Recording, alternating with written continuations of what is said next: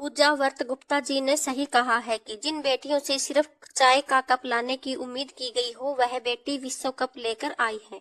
क्रांति तो हुई है। नमस्कार फ्रेंड्स, मैं हूं ममता हुडेनवाल। इंडिया ने 1978 में पहला वुमेन वर्ल्ड कप खेला था। तब से लेकर अब तक 47 सालों तक इंतजार ही चलता रहा। फाइनली हमने 2025 में साउथ अफ्रीका का फाइनल में 52 रन से हराया। पहला वनडे वर्ल्ड कप अपने नाम कर लिया। शेफाली वर्मा ने फाइनल में हाफ सेंचुरी लगाई। दीप्ति शर्मा को प्लेयर ऑफ द टूर्नामेंट चुना गया और स्मृति मंधाना, जिन्होंने की इंडिया के लिए वर्ल्ड कप के एक एडिशन में सबसे ज्यादा रन बनाए। कहानियां आपको 5 सुनाऊंगी। सबसे पहली कहानी है कोच साहब की, जो सबसे इंस्पिरेशन कहानी है। एक ऐसे व्यक्ति की कहानी जिसने जीवन में सिर्फ और सिर्फ प्रतीक्षा की, लेकिन कहते हैं कि सब्र का फल मीठा होता है। तो आइए शुरू करते हैं 5 इंस्पिरेशन स्टोरीज। पहली कहानी है अमोल अजूमदार साहब की। 23 फरवरी 1988 का वो यादगार दिन जब सेंट जेवियर स्कूल के खिलाफ शारदा आश्रम विद्यालय की ओर से खेलते हुए उस दिन अपना बर्थडे मना रहे थे। सचिन तेंदुलकर और उनके साथी विनोद कांबली ने 664 रनों की पार्टनरशिप की थी।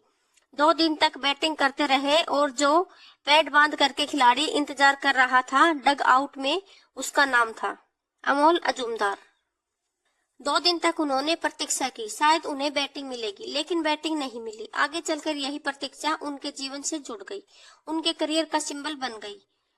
डोमेस्टिक क्रिकेट में उन्होंने पहाड़ जैसे रन बनाए, रिकॉर्ड पर रिकॉर्ड तोड़ते रहे, लेकिन इंडिया टीम की जर्सी पहनने का उन्हें चांस नहीं मिला।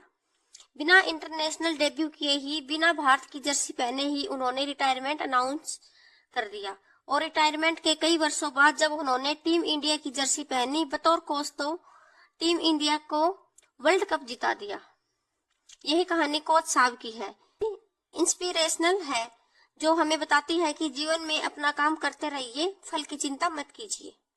दूसरी इंस्पिरेशनल कहानी है टीम इंडिया की, स्टार स्मृति मंधाना की। 2013 का वो साल जब इन्होंने डेब्यू किया, भारतीय जर्सी पहन करके मैदान में उतरती हैं और इनके हाथ में था राहुल द्रविड़ के सिग्नेचर वाला बैट।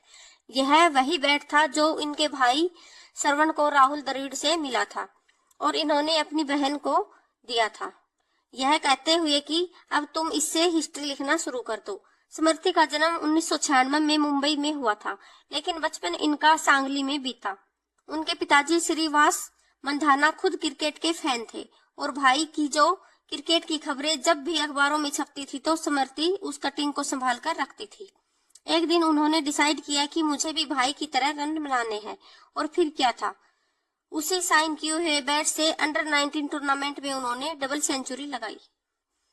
ऐसा करने वाली वो पहली इंडियन वुमेन बनी और आज वही Smriti Mandhana one day world cup में इंडिया की टॉप बैटर है।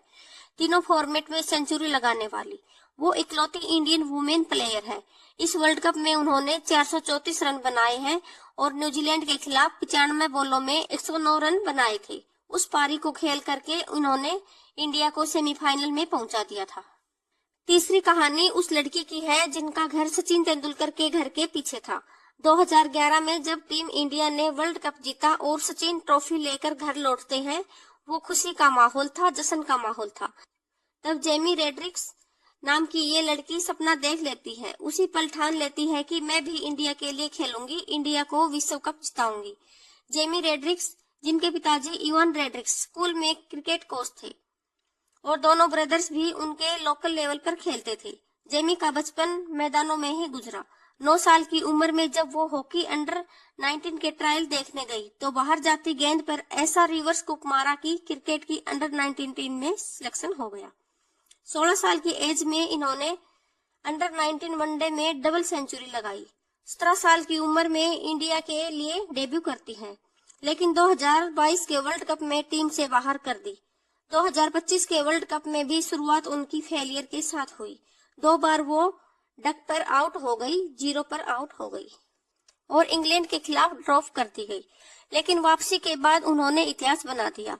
न्यूजीलैंड के खिलाफ 76 रन बनाए और ऑस्ट्रेलिया के खिलाफ सेमीफाइनल में 127 रन बनाकर नॉट आउट रही, जिसमें इंडिया में ऑस्ट्रेलिया को हरा करके अपनी फाइनल की टिकट पक्की कर ली। अब अगली कहानी है दीप्ति शर्मा की, जिनके ब्रदर ने सेक्रीफाइस किया। देश की शान बन गई दीप्ति शर्मा। यूपी के एक छोटे से शहर में 8 साल की छोटी सी लड़की अपने ब्रदर के साथ नेट पर गेंद फेंका करती थी। एक उनका थ्रो देखकर इंडिया क्रिकेटर हेमलता काला कहती हैं कि इनको ट्रेनिंग दो, इस लड़की में दम है। वह लड़की थी दीप्ति शर्मा। फादर रेलवे में थे, माँ टीचर थी। 4 बड़े भाई थे। सबसे छोटे भाई सुमित शर्मा ने दीप्ति की ट्रेनिंग शुरू कराई। पहले वो फास्ट बॉलर थी, लेकिन सुमित ने कहा आप स्पिन सीखो, लंबा खेल सकोगी। दीप्ति के ड्रीम्स के लिए सुमित ने अपनी जॉब छोड़ दी और उनकी मेहनत रंग लाई। जब 17 साल की उम्र में दीप्ति ने टीम इंडिया के लिए डेब्यू किया, इस वर्ल्ड कप में उन्होंने 22 विकेट लिए। फाइनल में 5 विकेट लिए हैं और एक 50 लगाई है, यानी गेंद और बल्ले दोनों से टीम इंडिया को गौरव दिलाया। CWG यानी कि कॉमनवेल्थ गेम्स 2023 की सिल्वर मेडल विनर दीप्ति को यूपी सरकार ने 3 करोड़ रुपए का इनाम दिया था और DSP की पोस्ट से नवाजा था। हनुमान जी की बहुत बड़ी भक्त है। उन्होंने अपने हाथों पर हनुमान जी के 2 टैटू बना रखे हैं। एक उनके आत्मविश्वास का प्रतीक है, एक उनके आशीर्वाद का प्रतीक है। अब मैं आपको ऋचा घोष की 5वीं कहानी सुनाने जा रही हूँ। उस बच्ची की जो अपने फादर से कम्पीट करना चाहती थी। सिलीगुड़ी की गलियों में इनका बचपन बीता था। अपने फादर के साथ क्लब जाती थी, बॉल फेंकती थी, गिरती थी, उठती थी और बैट लेकर के ऐसे घूमती थी जैसे कोई वॉरियर घूम रहा हो, जैसे कोई योद्धा अपनी तलवार संभाल रहा हो। इनके father Yadavendra Ghosh club cricket खेलते थे। पहले चाहते थे कि बेटी टेनिस खेले, लेकिन ऋचा ने कहा पापा मुझे आपसे कम्पीट करना है, उसी गेम में कंपटीशन में उतरना है जो आप खेल रहे हैं। 13 साल की उम्र में कोलकाता में इनकी कोचिंग शुरू होती है। फादर अपनी नौकरी और बिजनेस छोड़ देते हैं ताकि बेटी के सपनों में कोई रुकावट न आ जाए। 16 साल की उम्र में इंडिया के लिए डेब्यू करती है। 2025 के वर्ल्ड कप में इन्होंने सबसे ज्यादा 12 छक्के लगाए हैं। साउथ अफ्रीका के खिलाफ इन्होंने 77 गेंदों में 94 रन बनाए हैं। सेमीफाइनल में इन्होंने 16 गेंदों में 26 रन बनाए थे। ये जो ताबड़तोड़ पारियां रही हैं, इन्होंने बता दिया है कि इंडिया टीम का भविष्य अब सिर्फ पुरुषों के बल्ले में ही नहीं, महिलाओं के हिम्मत में भी है। ये कहानियां सिर्फ खेल की ही नहीं बल्कि विश्वास की, त्याग की और सपनों की जीत की कहानियां हैं। कभी किसी के भाई ने नौकरी छोड़ी, कभी किसी के पिताजी ने बिजनेस छोड़ दिया। बेटियों ने हर उस कीमत को रन, विकेट और जीत में चुकाया है। यह सिर्फ क्रिकेटर नहीं है, यह आने वाली भारत की इंस्पिरेशन है। अगर चैनल पर नए हो तो लाइक एवं सब्सक्राइब करना न भूलें।